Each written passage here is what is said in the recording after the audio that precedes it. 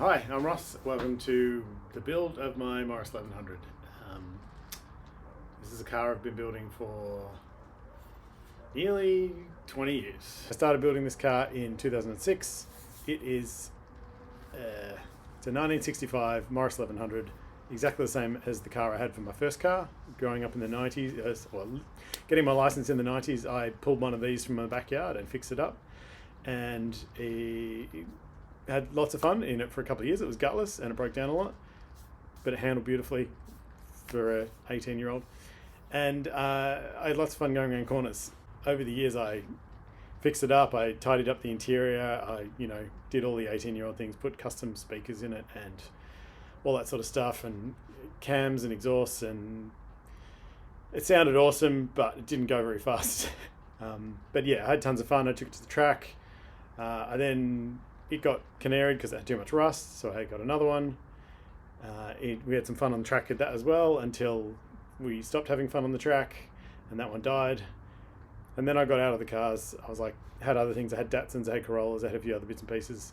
And then in 2006, I decided I wanted to build one again, do the ultimate thing. The thing I wanted to do in the 90s when I was reading Hot Fours and everyone was, putting high-tech motors from Japan in.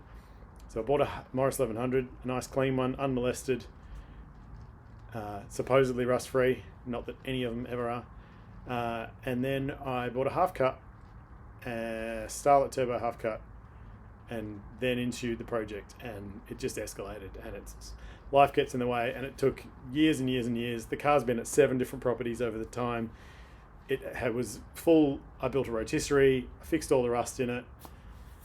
I spoke to an engineer early on and he was like, yeah, great. I'd prefer if this only takes about 12 months to get done. So I'm like, yeah, no worries. I'll have this done in no time. I think I was talking to him for something like 8 years. Anyway, in 2020, after threatening for 5 years to retire, he's like, Ross, I really am retiring. You need to make this happen. So thankfully I was nearly there. So in the middle of all COVID and lockdowns in 2020, I managed to get the car engineered and done. It's just not painted. So it's kind of an inside out rebuild. The inside's been retrimmed. I carpeted, custom dash, every single thing on this car is custom. It may not look it, but every single thing's been modified to make it work. So many custom brackets, it's just not even funny. Anyway, the only thing that remains to be done, there's a lot of things that remain to be done. The main thing is the bodywork. And so I've given myself the deadline of Summernats. It's booked into Summernats. I'll be in Canberra on January 2nd with a Morris 1100 entered to Summernats. I don't know if it's the first Morris 1100 ever to go to Summernats, but it's going to be fun. And so we're going to rock up there with our twin cam turbo, Morris 1100, making choo-choo noises. It's got sick rims, all this sort of stuff happening. What it needs is a killer paint job. And so I've started that. I've painted 2 panels. 3, 4, 5, 6 behind me. That's all the hanging panels. And then I just need to paint front, back, roof, outside. Piece of piss. Except it's consistently about 10 degrees in Melbourne at the moment, so not a lot of painting is happening. But there are a list of other things to do. There's lots of 3D printing in this car, and there will continue to be a lot more. And today, the task that we're tackling, given we can't paint anything, one of the things that's bugging me is the mirrors. I bought these lovely bullet style mirrors off the internet somewhere. I thought I really liked the style. They were great. Unfortunately, they bolt straight onto the door and there's not enough adjustment, so I can't actually see anything behind me. Added to the fact that where they go on the door, there is, not on this door, there's no quarter vent window, but there's a quarter vent window here which I have to dodge. And so basically, I'm just not happy with the factory positioning. So, like many parts of this build, 3D printing to the rescue. And so, what I did was model up this shape, and that mirror goes on there. And you can see that kicks it straight. Anyway, you can see that's a wedge, and basically it's tipping it back, which will twist it back towards me so I can actually see what's happening behind me. So that's what we're up to today. This one, so it's just got a hard drive magnet jammed in the hole there, and then I taped it on a little bit, which basically allowed me to actually stick it on the door like so.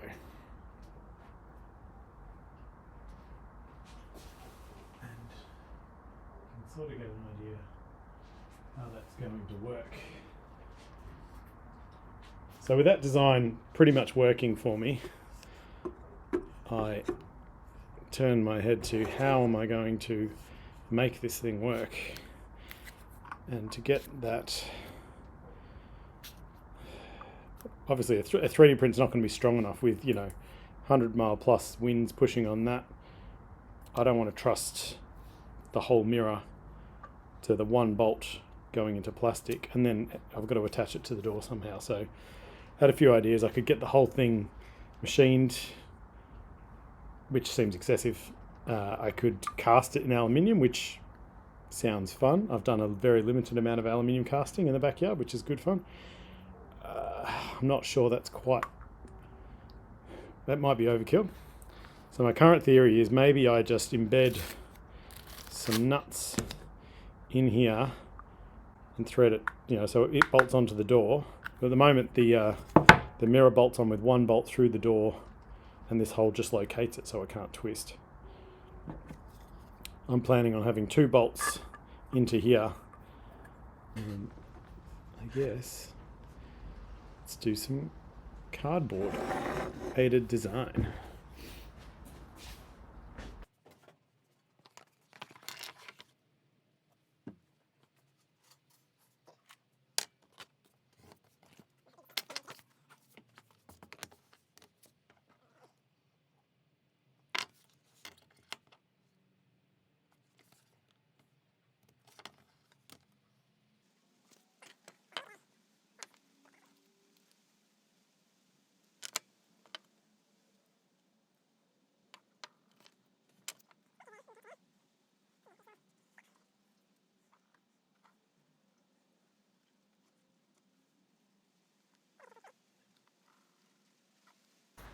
So I'm thinking those two need to be on the same angle. That one needs to be on that angle. It's not too far off.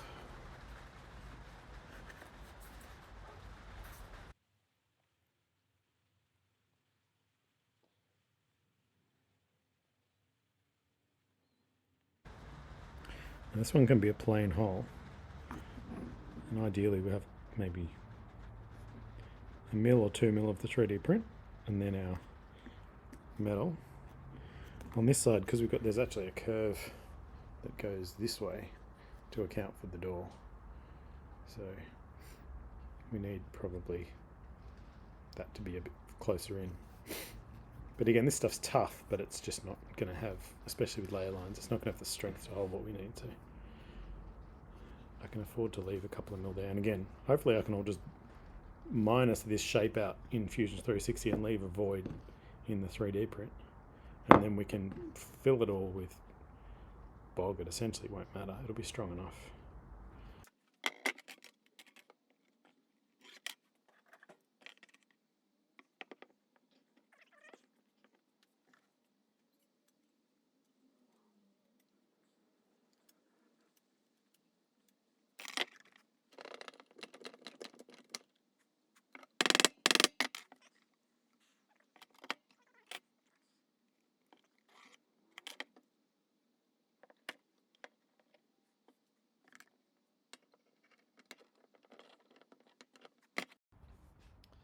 Okay, movie magic. Now we have two bits of metal. I'm going to try and transfer my very crude fold designs over to them and then fold them up, see how that works.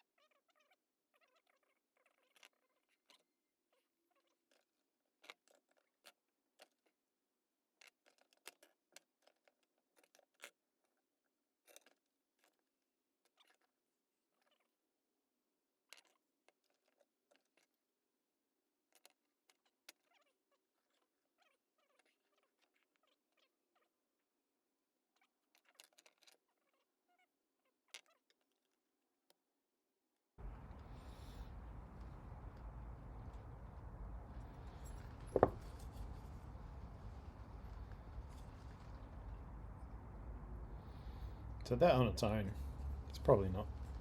I mean, there's a bit of strength in there, but by the time it's inside here, the threads won't pull out because they'll be steel. The whole thing together, I'm happy that will be strong enough. Now, inside in the warm, thinking, I'll trace this profile.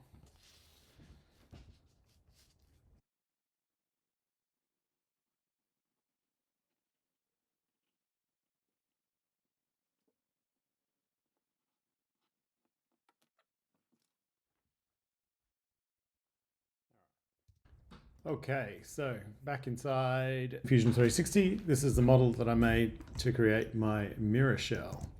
I'm by no means an expert in Fusion 360, but how I built it was by drawing some shapes, using the loft function to get this kind of shape, and then just messing around with it, fattening it and pushing and pulling things. And I'm sure there's there is tons of people on YouTube who are way more skilled at it than me.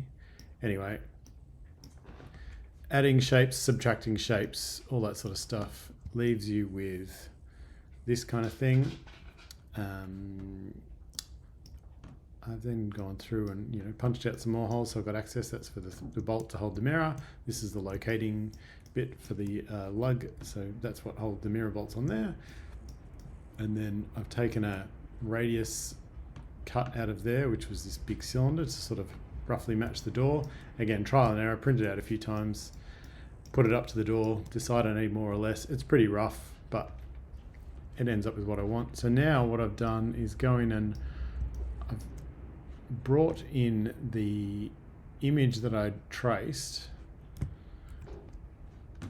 look from the side, which has given me that profile there, and I've done a sketch which is sort of more exact for what I want. So that's basically 2 mil, which gives me, my piece of metal is only 0.9, so it gives me a fair bit of room. So basically what I need to add now is some room for the threads and the bolts to go, or my captive nuts on the tops here and here.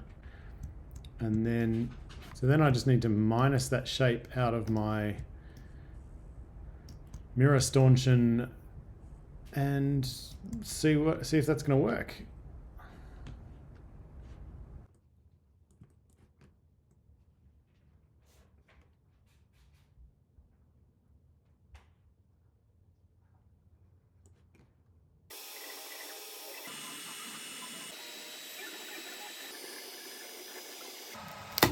I should have known this. It's very hard to get all the support material printed like that. It needs support because all this is in overhang, and I can't get it out. So last night I printed it again, but angled that way, so it doesn't require support material in there, which has meant it's much cleaner.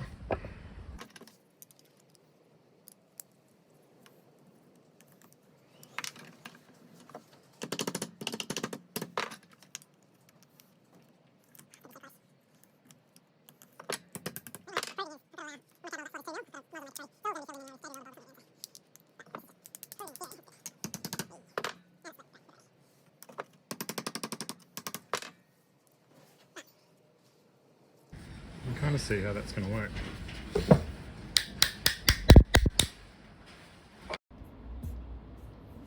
Right, didn't exactly go to plan. After some truly awful welding, these nuts are now captive.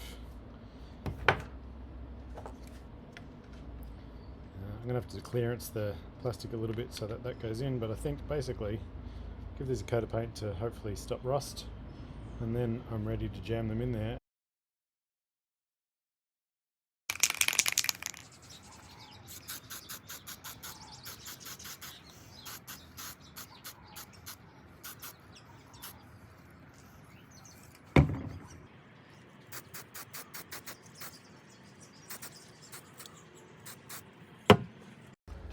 Okay, so mixing up some 2-part epoxy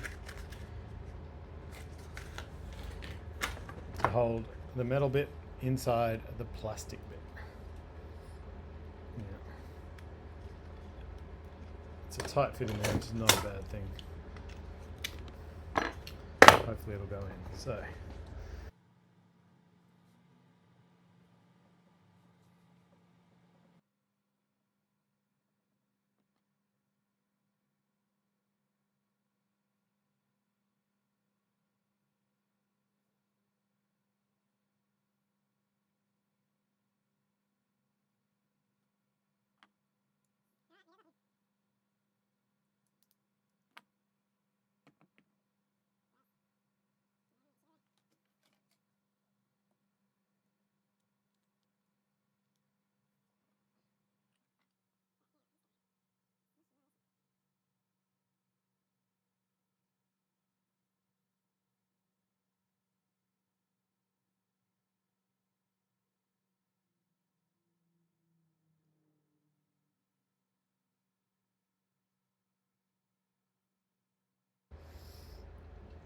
No, that looks pretty disgusting, but it's in there. One last thing I'm going to do, just going to put some anti-seize on these bolts because I don't want them to become part of the assembly.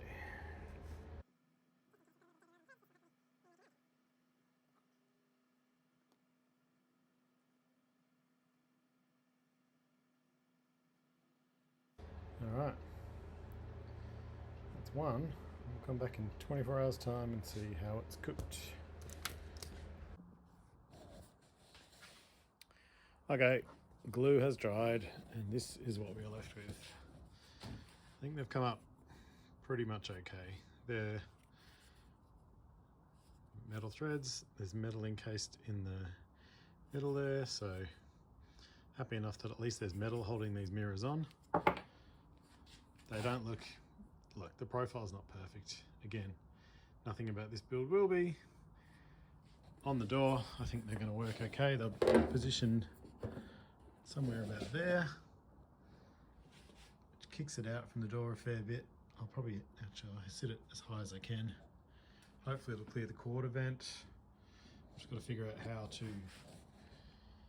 get bolts through from behind, but I think they'll be okay. By the time they're painted black, it'll look alright.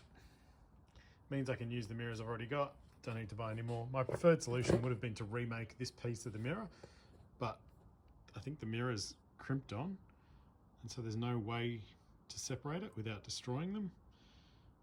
At which point, what's the point? Might as well, buy new mirrors. So this will work.